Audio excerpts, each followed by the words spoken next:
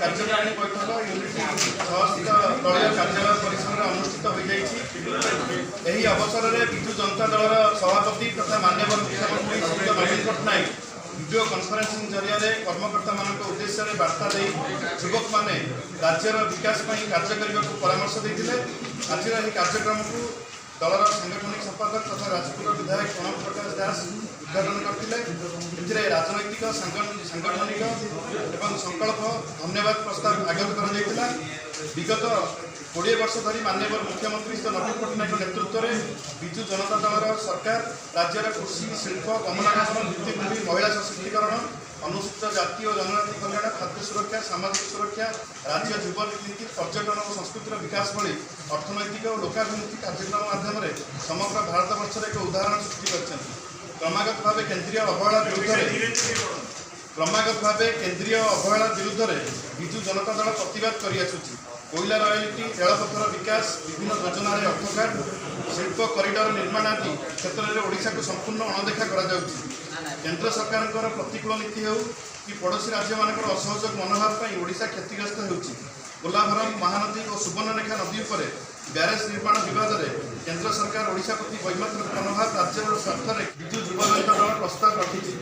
ଏହାର ପ୍ରତିବାଦରେ ଆଗାମୀ ଦିନରେ ବିଜୁ ଯୁବ ଜନତା ଦଳ ପକ୍ଷରୁ ବିଭିନ୍ନ ରାଜନୈତିକ କାର୍ଯ୍ୟପନ୍ଥା ଗ୍ରହଣ କରିବା ପାଇଁ ଆଜିର ବୈଠକରେ ନିଷ୍ପତ୍ତି କରାଗଲା।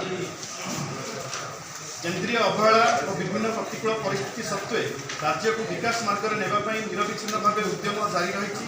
ଅନେକ କ୍ଷେତ୍ରରେ ରାଜ୍ୟ ସରକାରଙ୍କ ପଦକ୍ଷେପ ଦେଶ ଓ ବିଶ୍ୱରେ ଆଦୃତ ହୋଇପାରିଛି। ଏହିସବୁ ସଫଳତା ସତ୍ତ୍ୱେ ବିଜୁ ଯୁବ ଜନତା ଦଳ ରାଜ୍ୟ ସରକାରଙ୍କର ବିକାଶର ସମନ୍ୱିତ ପ୍ରୟାସରେ ସାମିଲ ହେବା ସହିତ ଆଗାମୀ ଦିନରେ ଏହାକୁ ତ୍ୱରିତ ଢଙ୍ଗରେ କାର୍ଯ୍ୟ କରିବାକୁ ପ୍ରସ୍ତାବ ରଖିଛି। ରାଜ୍ୟ ସରକାର କୃଷି ଓ ଆନୁଷଙ୍ଗିକ କ୍ଷେତ୍ରରେ ବହୁ ବୈଷୟିକ ପରିବର୍ତ୍ତନ ଆଣିଛନ୍ତି। କୃଷି କ୍ୟାବିନେଟ୍ ସ୍ୱତନ୍ତ୍ର କୃଷି ବଜେଟ୍ କୃଷି ଓ ସଶକ୍ତିକରଣ ବିଭାଗ ଗଠନ ଆଦି ଯୁଗାନ୍ତକାରୀ ପଦକ୍ଷେପ କୃଷିକୁ ଏକ ସମ୍ମାନଜନକ ପେସାରେ ପରିଣତ କରାଯାଇପାରିଛି। ତେଣୁ ଅଧିକରୁ ଅଧିକ ଯୁବକ ପିଢ଼ିକୁ ବୈଷୟିକ କୃଷି ପ୍ରତି ଆକୃଷ୍ଟ କରିବା ପାଇଁ ପ୍ରୋତ୍ସାହନ ଦେବାକୁ ସରକାରଙ୍କ ନିକଟରେ ପ୍ରସ୍ତାବ ରଖାଯାଇଛି। ବିଜୁ ଯୁବ ଜନତା ଦଳର ରାଜ୍ୟର ସମସ୍ତ ପଞ୍ଚାୟତ ଏବଂ ୱାର୍ଡରେ ତାର ସଭାପତି ଏବଂ କମିଟି ତିଆରି କରି ସଂଗଠନକୁ ଆହୁରି ମଜବୁତ ଏବଂ କ୍ରିୟାଶୀଳ କରିବା ପାଇଁ ଲକ୍ଷ୍ୟ ରଖାଯାଇଛି। ଓଡ଼ିଶାର ଯୁବକ ଯୁବତୀମାନଙ୍କୁ ବିଜେଡି ପ୍ରତି ଆକୃଷ୍ଟ 25 ଲକ୍ଷ ଯୁବକ ଯୁବତୀମାନଙ୍କୁ ସଂଗଠନରେ ସାମିଲ କରାଯିବା ପାଇଁ କାର୍ଯ୍ୟକ୍ରମ ହାତକୁ ନିଆଯିବ। ଏକ ସମୃଦ୍ଧ ଓ ସ୍ୱାଭିମାନୀ ଓଡ଼ିଶା ଗଠନ ଦିଗରେ ମାନ୍ୟବର ମୁଖ୍ୟମନ୍ତ୍ରୀ ନବୀନ ପଟ୍ଟନାୟକଙ୍କ ଦୂରଦୃଷ୍ଟି ସମ୍ପନ୍ନ କାର୍ଯ୍ୟକ୍ରମ ଓ ପ୍ରୟାସ ପାଇଁ 4.5 କୋଟି ଓଡ଼ିଆଙ୍କ ଆସ୍ଥା ଦୃଢ଼ୀଭୂତ ହୋଇଛି। ନବୀନ ପଟ୍ଟନାୟକଙ୍କ ସରକାର ଯେଉଁ ବିକାଶର ଜୟଯାତ୍ରା ଜାରି ରଖିଛନ୍ତି ତାକୁ ଅଧିକ ଶାଣିତ ଏବଂ ମଜବୁତ କରିବା ପାଇଁ ବିଜୁ ଯୁବ ଜନତା ଦଳ ତାର ପୂର୍ବ ପ୍ରୟାସ ଜାରି ରଖିବ ଏବଂ ନବୀନ ପଟ୍ଟନାୟକଙ୍କୁ ଷଷ୍ଠ ଥର ମୁଖ୍ୟମନ୍ତ୍ରୀ କରିବା ପାଇଁ ଆଜି ସଂକଳ୍ପ ନିଆଗଲା। ତତ୍ସହିତ ଜୀବନ ବିନ୍ଦୁ କାର୍ଯ୍ୟକ୍ରମ ମାଧ୍ୟମରେ 50,000ରୁ ଅଧିକ ୟୁନିଟ୍ ରକ୍ତ ସଂଗ୍ରହ କରିବା ପାଇଁ ଆଜି ସଂକଳ୍ପ ନିଆଯାଇଛି।